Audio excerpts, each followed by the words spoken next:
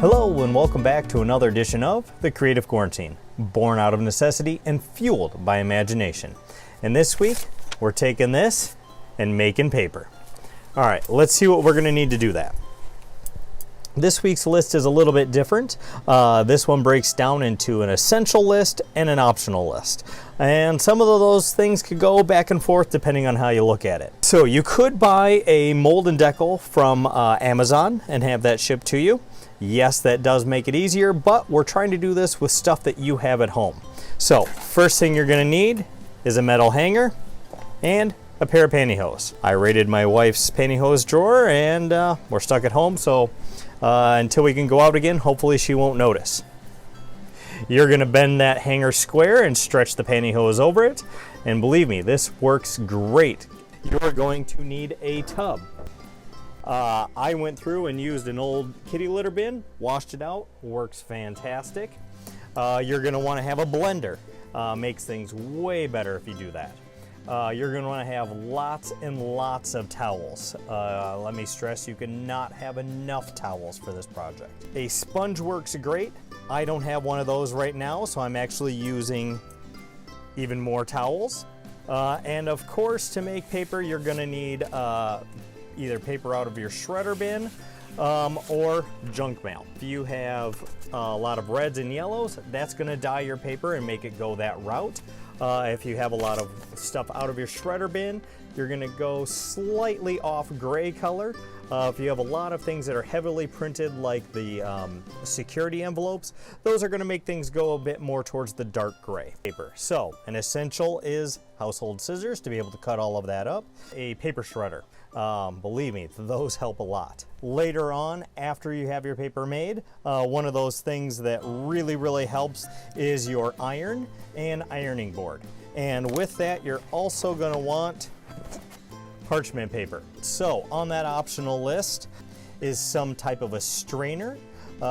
This just makes things easier to save a lot of that paper pulp that you're making for later projects. And then you're looking at, depending on what you want to make with your paper, cookie cutters are one of those fun things. A rolling pin is good for various techniques, and anything that you think of as an additive to put into that paper for interest, such as seeds, string, leaves, anything of that sort. Another thing that I think that helps but isn't necessary is some type of a container to hold water just to be able to pour stuff in.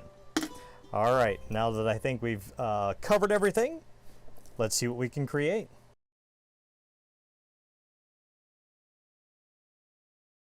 Okay, now that we are set up and ready to start blending paper, we have our bin here for our pulp and water.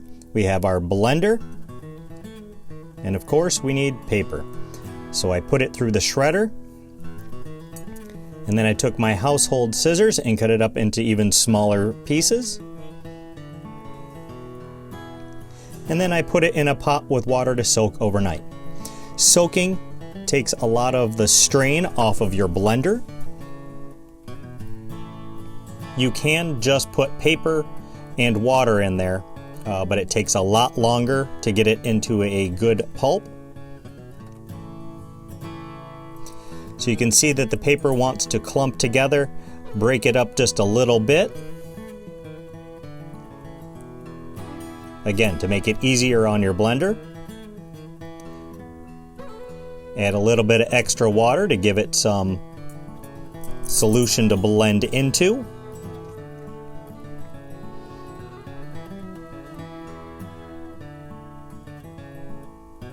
And then I like to use the pulse settings to get it going. And then I move over to a full blend until everything moves freely with no strain on the motor. So you're not hearing anything that goes ee. After you get a nice gooey consistency, dump it into the bin and start a new batch. I like to just put pulp with the excess water into the bin.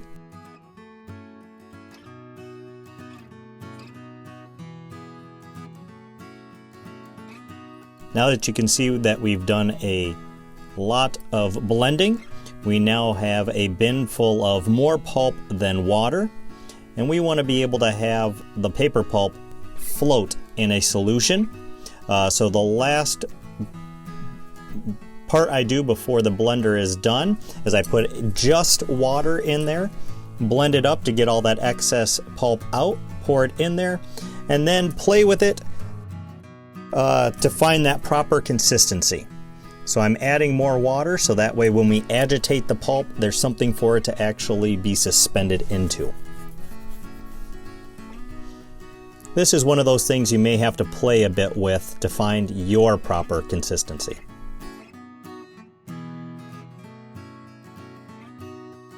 Now that our pulp bath is ready to go, we are going to take our makeshift decal and we are going to dip it down the side of our bin so that way it gets underneath all of that paper pulp. We want to try to prevent any paper pulp from being sandwiched down below it. Agitate the pulp, suspend it in water, and kind of give it a shake as you're coming up, and this will help you end up with a more consistent sheet thickness. If you come just straight up, you can see that we're getting way too much pulp in blobs, and that is not going to make a good sheet of paper. We want to make paper, not cardboard. And you could also bring that up just a little bit so it's near the top but still being able to be suspended in water. And kind of work out some of those thicker areas. There will be lots of water that is trapped in this, so tip it at an angle to help that water run off. The more water that comes out, you can see that it will actually help it stick to our decal. And if you're in an area that you can have light behind it, this will help be able to show how thick your paper is in any thin spots. As you can see, I have a few.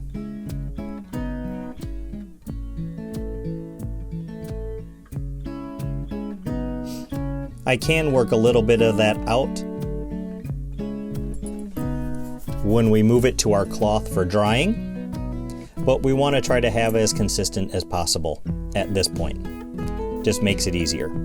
I also like to clean the edge of the decal before I transfer it to the towel. This makes it much easier for it to release. Plus, we don't want to waste any of our pulp that we've spent the time making.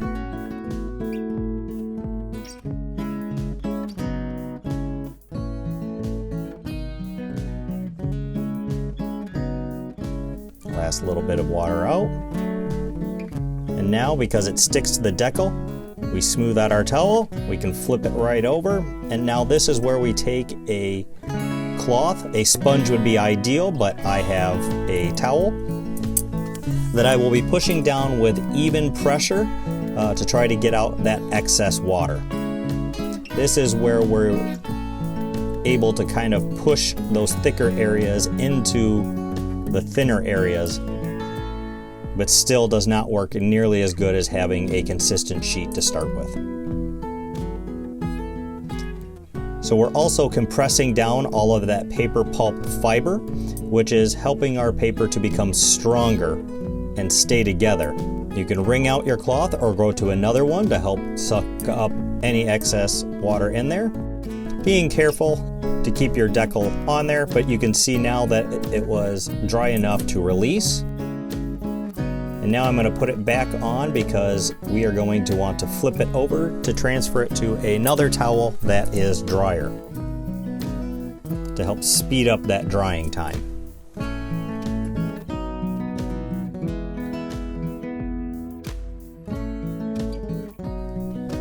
And you're going to want to shake that towel a little bit to help it release, just so that way we don't end up with any rips or tears. And you can see here that it took on the consistency of the towel for texture. Another fun thing to do is actually take cookie cutters, and I put that right onto the decal. I'm picking up as much pulp as I can grab in my hands and squeezing out excess water and putting it into the cookie cutter. Trying to fill it up about halfway. And you want to be careful, especially with sharper shapes, that you don't put any holes or runs in those pantyhose, because that will definitely affect the outcome of your paper. So kind of push it down in there, make it about as even as possible. I put my hand underneath and try to compress it down to get that excess moisture out and to give it strength. And after you get it done fairly well on here, move it to the towel so that way you can squeeze out even more excess water. And that's what it looks like when you pull it out.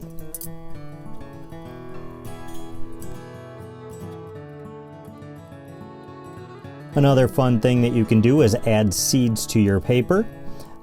We like flowers, but I did not have any flower seeds at home, so we're going to be using pepper seeds.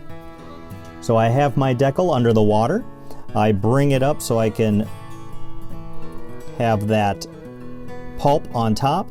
And now I dump my seeds on the top, lower it down so there's a little bit more water, work them into the paper, because if the seeds are in the paper, it will hold them in place so they don't pop out.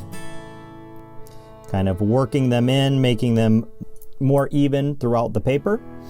Now that I know where my seed concentration is, I can remove all of that excess pulp so I can use it later, and trim down the sheet that I'm making because these will actually end up being tags for Mother's Day. I can cut them down, write on them, and attach them to the Mother's Day gift. She can take that, plant it, and get peppers to come up, because who doesn't like peppers? This also works with flower seeds really well.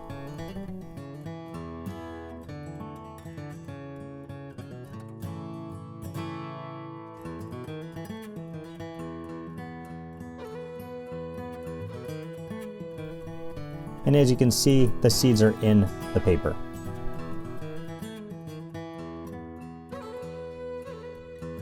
Another one of my favorite things to add to paper is string.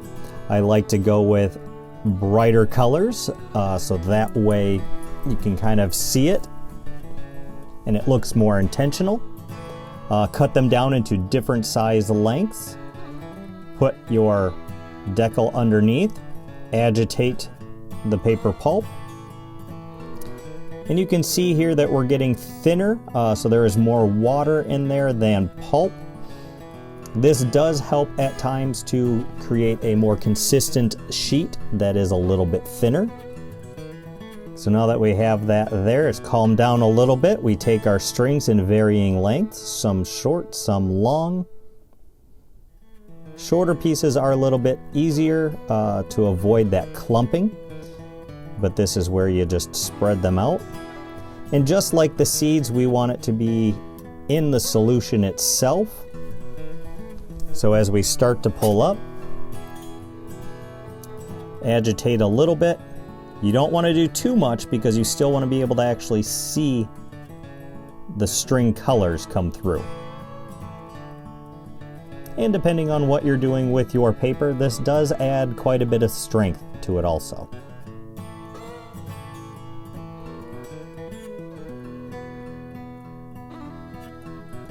Bring it up slowly so you don't lose the strings off the side.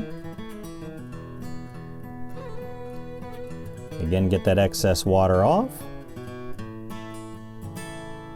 And continue like normal.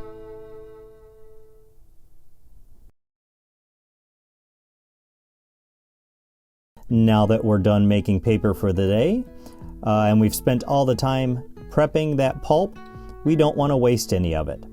So this is where putting it through the strainer will separate the excess water from that pulp.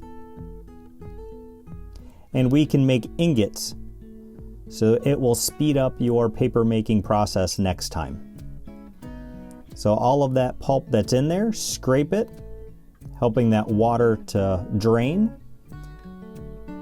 You can start to pack it on top of itself.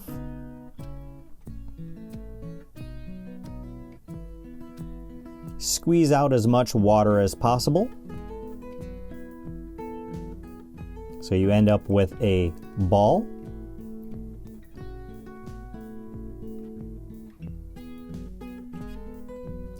And now flatten these out to make pulp pancakes. Being thinner, they will dry much easier and run a lot less risk of getting mold in the middle of those. And after these dry out, they are hard. And next time, all you have to do is take those, soak those into the water, and that will speed up your paper making process the next go round. Make sure that you scrape the bin, getting as much out of there as possible. And whatever you do, do not put this down your drain. This does harden like a cement, and in these times, we definitely don't want to have to call a plumber. So after I strain everything, I actually dump this water outside into my driveway, just to make sure that I'm not getting anything down my drains.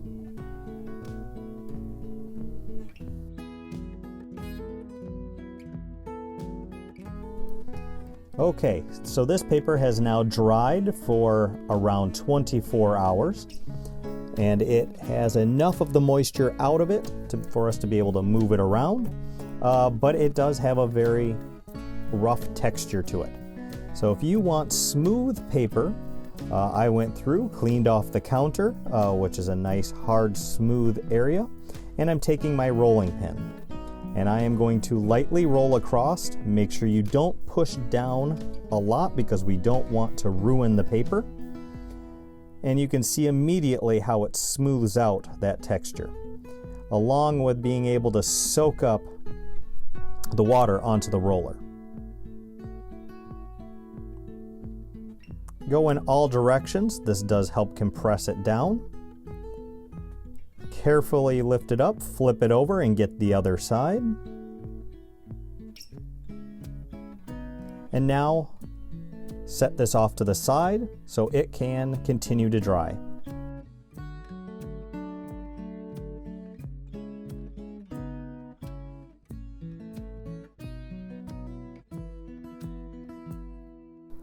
Okay, so in our drying process, because we are not in a professional setting, we don't have that press to be able to keep that paper nice and flat. So we'll end up with some wavy paper. So this is where we take our household iron to be able to get it nice and flat. And we don't want to touch the iron directly to the paper itself. So this is where we will take our parchment paper, cut off a piece, put our paper directly onto the ironing board, put the parchment paper on top, and then on a high heat setting, we slowly and carefully iron our paper. And you want to make sure that you keep things going and moving. You don't want to stay in any one spot too long. And make sure you cover all the corners. If you stay in one spot too long, it is possible to burn the paper, which can give an interesting look, but isn't what we were going for with this. So I've done it on one side, I flip it over and continue to do it again. Depending on the thickness of your paper, this can be enough. Every once in a while, if it's a thicker sheet, I will flip it over a few times just to make sure that we're as flat as can be. And will this 100% make it flat? No, but again, we're making handmade paper, and that's one of the fun elements of making your own paper.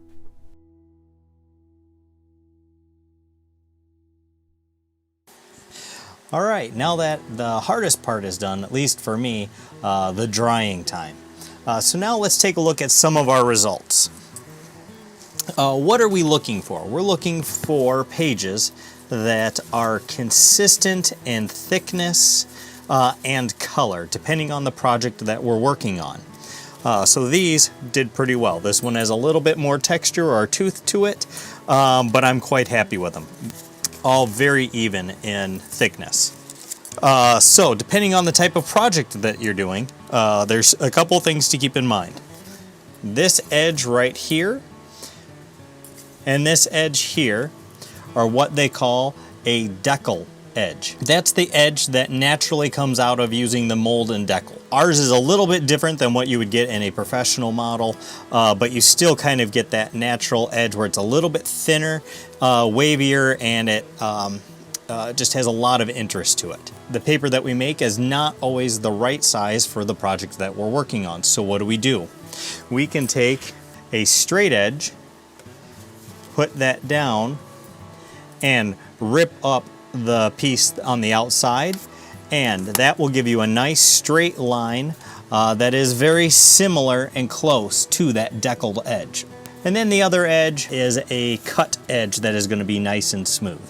So depending on the project, you may need to take advantage of all three of those. So just to take a look at a couple of other sheets. So if you spend more time soaking the paper the night before and then putting it through the blender, you're going to get a much smoother tooth or texture to the paper versus going straight in and just taking that dry paper, and the first time the paper hits water is when it gets into the blender.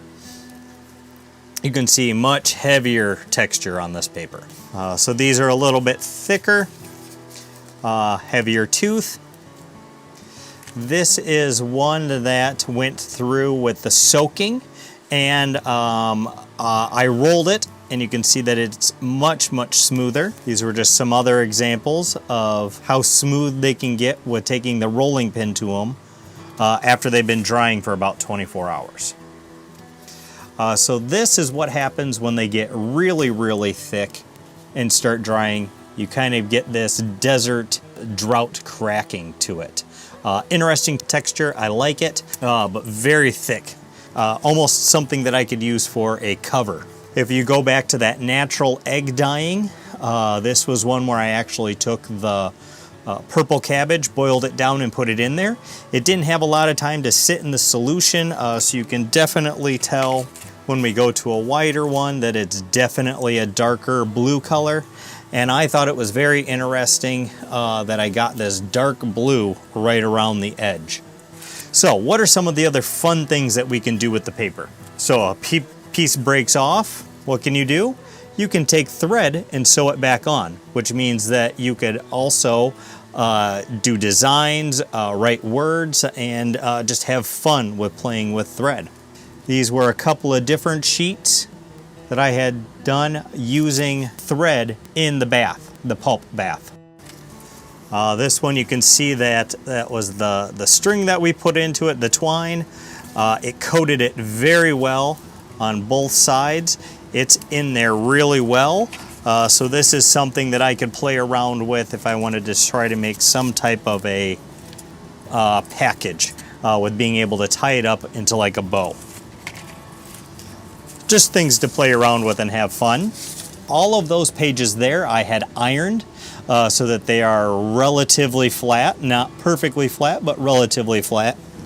The ones that you cannot iron afterwards are the ones that you put seeds in, because we don't want to actually burn up those seeds. So you can see that this one was pretty thick and those seeds are on top. They tend to pop out. This is the one that we mixed into the bath and it did really well. So now this is one that I would actually probably go through, cut down into tags, and then use as like a tag on a Mother's Day gift. Another fun thing to do is to actually mold it around some type of a design. I stitched it closed, and this one will actually end up being kind of like our very first project, the paper lanterns. This one doesn't have any cut throughs in it, but it still projects light up, which is very fun. So these were some of the cookie cutter shapes that I did. These are a little thick. These actually took a few weeks to dry out. I'm surprised I didn't get any cracking with those. And this is the one that I did for the video, and much thinner.